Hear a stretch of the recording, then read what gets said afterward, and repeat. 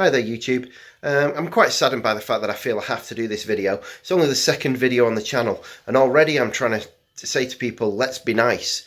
It's not really on the channel that anybody's had any issues. It's on other groups where I've shared the video, mainly Facebook groups, where people have turned around and said that they don't like the way the gun looks and so on. Fair enough, you're entitled to that opinion. Other people have said that they don't like the extended barrel and the what we call in the UK the coat hanger on the back end.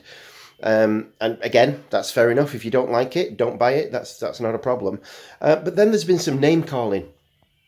There's been people criticising UK firearms owners for letting this happen, allowing the government to put us into a situation where we have to have these extensions on firearms.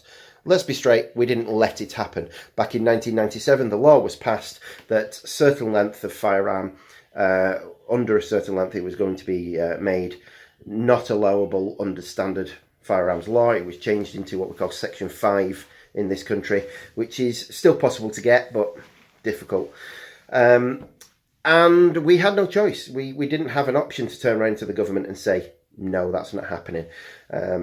It was something they did after a shooting that happened in Dunblane. It was a massacre of children, horrific situation, an awful thing to have happened. The government's response was to knee-jerk to a ban of certain firearms back in 1997 after the incident happened in 96. And we have to live with that consequence. Name-calling, throwing abuse, giving people grief over that isn't going to fix anything. As a firearms community worldwide, we have to knit together. There are attacks on the sport daily. There are anti-shooting groups. There are governments trying to stop us being able to carry out our sport.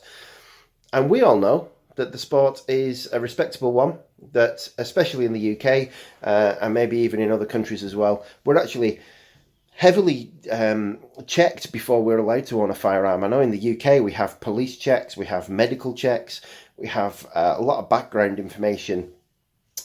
If we break a law, even a minor amount of law breaking, something quite small, will get us in a lot of trouble and could have our firearms removed in the UK. Plain and simple, we are the most scrutinised part of society. We are the most guaranteed not to be mentally or emotionally unstable. And we have to stay that way. So as a community, to start giving each other hassle and grief over a decision that isn't ours to make, it's just not fair. So let's get ourselves to a point where we're all showing each other a little bit of respect, where we're showing each other a little bit of love, and let's try and move forward with firearms, keeping the sport alive and making sure that we don't give each other any hassle. Thanks for listening.